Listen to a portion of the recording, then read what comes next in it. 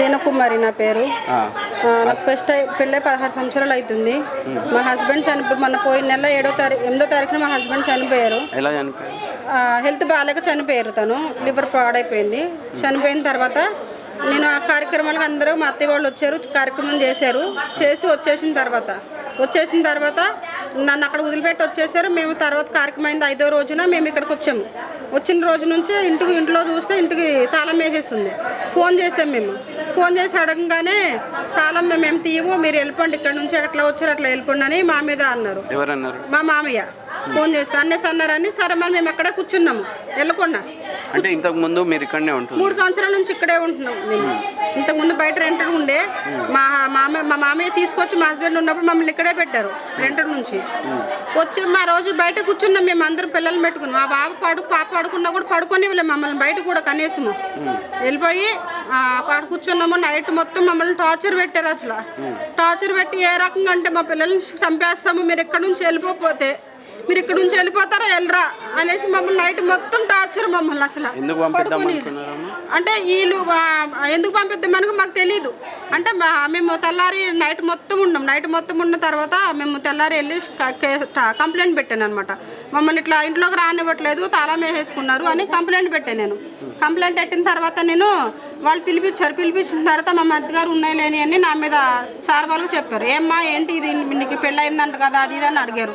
నేను అన్నాను అవును సార్ అయింది, తనకి నాకు డైవర్స్ అయిపోయినాయి, మేము తింటూ 16 సంవత్సరాల నుంచి తింటూ ఉంటున్నా నేను అనేసి చెప్పాను సార్. నేను సార్ వాళ్ళు చెప్పినా కానీ వాళ్ళు వినకుండా వీళ్ళ మాటలు తీసుకున్నారు. వీళ్ళ మాటలు తీసుకుని వీళ్ళ మాటలు అయినా ఈరోజు అక్కడ వాళ్ళు DNA టెస్ట్ పిల్లలు మా అన్నయ్యకి పుట్టలేదని మా మరిదంటూ, మా మనవడు మనవరాలు కాదని మా మామగారు అంటూ మా అత్తని బయటికి రాని ఇన్ని రోజులు కూడా. ఇప్పుడు వచ్చింది మా అత్తయ్య ఇంట్లో నుంచి బయటికి. మా మామయ్య మా మరిది వీళ్ళందరూ ఇద్దరు మరిదలు కలిసి అక్కడే ఉన్నాం. నైట్ మొత్తం కుర్చీలోనే కూర్చున్నాము. కెమెరాలోనే చెక్ చేయండి. నైట్ మొత్తం కుర్చీలో కూర్చున్నాము. పడుకోవడానికి కూడా లేదు మాకు. ఇంకా ఏడ్చుకుంటూ నైట్ మొత్తం టార్చర్. వెళ్ళిపోతారా వెళ్ళరా నైట్ 4:30కి మళ్ళీ స్టార్ట్. 4:30కి మళ్ళీ ట్రైన్లోనే మీరు వెళ్ళిపోండి, ఇక్కడ ఎందుకున్నారు అనేసి మమ్మల్ని కొంచెం వల్గర్గా మాట్లాడి మా అమ్మాయి డాడీని కూడా నువ్వు ఎవతవే అనేసి మమ్మల్ని మాట్లాడి నన్ను కూడా అది ఇది అని మాట్లాడాడు సార్. నేను పచ్చి అబద్ధాలే నాకు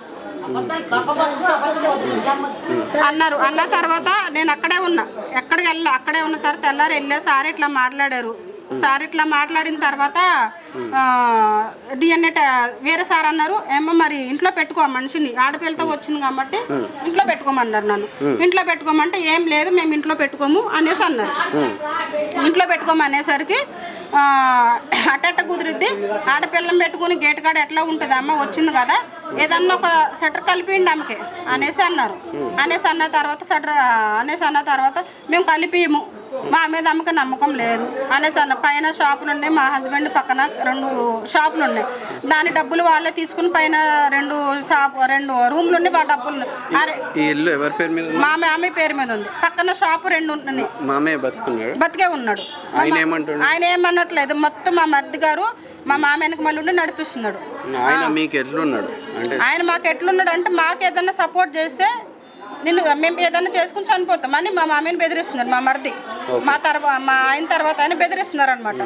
బెదిరించిన తర్వాత మేము స్టేషన్కి వెళ్ళాము. స్టేషన్కి సెకండ్ టైం కూడా వెళ్ళాము. వేరే సార్ మాట్లాడి మీరు వెళ్ళి DNA టెస్ట్ అవన్నీ చేయించుకోండి, ఇవి కనుక ప్రూవ్ అయితే కోర్టులో ప్రూవ్ చేసుకుంటే కనుక మీ ఇల్లు మీకు వస్తుంది, లేదంటే మేము ఏం చేయలేము, మేము ఇక్కడ ఏం సెటిల్మెంట్ చేయము, ఆస్తి తగాలు చేయము, డబ్బులు కూడా ఇప్పించమని చెప్పారు. మాకు ఇప్పించమని చెప్పిన తర్వాత మేము ఆస్తిలు అడగట్లను ఉండడానికి ఆడపిల్లలు వేసుకుని వచ్చే నైట్ ఉండడానికి ఒక చోటు కల్పించండి అంటే మేము కల్పించమన్నారు.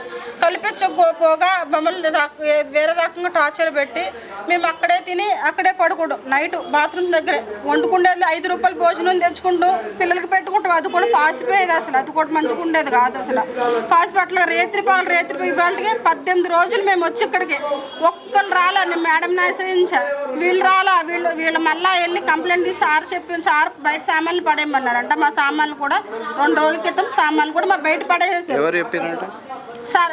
పోలీస్ స్టేషన్లో SI సార్ చెప్పారంట. ఆ సార్ చెప్పిన తర్వాత సామాన్లన్నీ మా మరిది, మా మామ, ఇంకిద్దరు మనుషులను పెట్టారు. వీళ్ళందరూ కలిసి సామాన్లు బయట పడేపించారు. బయట పడేపించిన తర్వాత మేము ఏం మాట్లాడలే, ఎట్లా జరుగుతుందో అట్లాగే మనం మాట్లాడలే. అక్కడే ఉంటున్నాం, అక్కడే తెచ్చుకున్నా తింటున్నాం, ఉంటే తినలేదు అక్కడ పడుకుంటున్నాం, పిల్లల్ని ఇక్కడ పడుకోబెడుతున్నాము, నేను అక్కడ దోమల్లో పడుకుంటున్నా, పిల్లలు పడుకోలేరు, కాలు జోర్లు వస్తున్నాయి అనేసరికి ఇది సార్ జరిగింది.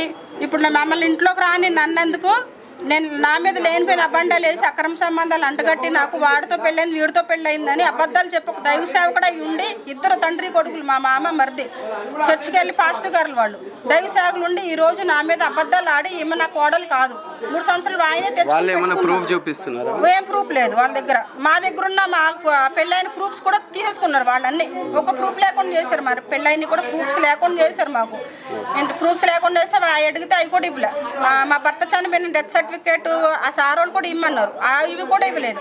మాకు ఇవ్వకపోగా మా మీద మమ్మల్ని ఇట్లా చేశారు అనేసి మా మీద దొంగ ఎరకం కడుతున్నారు, అది దొంగతనంగా వచ్చిన పెళ్ళిళ్ళు చేసుకుంది అనేసి ఇప్పుడు ఈరోజు నా కూతురికి న్యాయం లేకుండా ఒక ఆడపిల్ల తనకి స్టమక్ పెయిన్ వస్తే నైట్ మొత్తం అక్కడ కూర్చోబెట్టుకుని ఉంటున్నాను. నేను ఎటువంటి రక్షణ లేదు నాకు ఆడపిల్లకి. అసలు వీళ్ళు చూసి ఇంట్లోకి రానిట్లా. మా తోటి వాళ్ళకి పిల్లలు లేరు, మా మరిదికి ఇద్దరికి పిల్లలు లేరు, ఇద్దరు మరిదిలు కూడా. ఈ పిల్లల్ని పీరియడ్స్ వచ్చినా సరే అక్కడ పెట్టుకొని నేను కడుపు నొప్పి బట్టలు మార్చుకోవడానికి కూడా కెమెరా ఇటు తిప్పి పెట్టేశారు. కెమెరా పెట్టారు, బట్టలు మార్చుకోవడానికి కూడా అవకాశం లేదు. 4-5 రోజులు స్నానం చేయడు, ఆ బాత్రూంలోకి వెళ్తుంది, బట్టలు మార్చుకుంటూ వచ్చేస్తుంది, అది కూడా స్నానం లేదు. ఇంట్లోకి రానిమ్మంటే ఇంట్లో లేదు, మీకు ఇక్కడ ఏముంది ఏం లేదు, వెళ్ళిపో. పోలీసులు కూడా మమ్మల్ని ఏం చేయలేరు, మీకు ఇక్కడ ఏం లేదు, ఊర్లోకి వెళ్ళిపోయి ఉండండి అనేసి అంటున్నారు సార్. నేను ఒక్కటే కోరుకుంటున్నా, ఈరోజు నా పిల్లకి ఆడపిల్ల న్యాయం చేయండి, రేవంత్ రెడ్డి గారిని బద్దములాడుకుంటున్నా. ఇది ఒక్కసారి సాయం చేయండి, నేను ఉండడానికి ఇల్లు స్నానం కల్పించండి. వీళ్ళు వద్దంటున్నారు, నాకు వాళ్ళ వల్ల ప్రాణ భయం కూడా ఉంది, ఎప్పుడు ఏం చేస్తారని భయం కూడా ఉంది నాకు. ఇది ఒక్కటే సార్ నేను కోరుకునేది, నన్ను ఇంట్లో ఉండమని చెప్పండి సార్. Okay sir.